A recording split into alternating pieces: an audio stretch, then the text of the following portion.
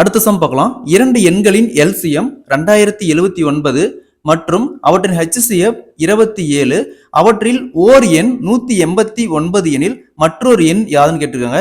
இந்த model some கேட்டாங்களா, இரண்டு எண்கள் கேட்டாவே நம்ம x into y equal to LCM into HCF.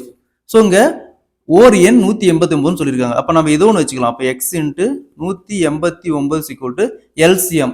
எல்சிஎம்ங்கிறது 2079 into HCFங்கிறது 27. So next X equal to 2079 பெருக்கல் 27. இந்த 189 பக்கம் வந்துச்சுன்னா டிவைடில் வரும் 189.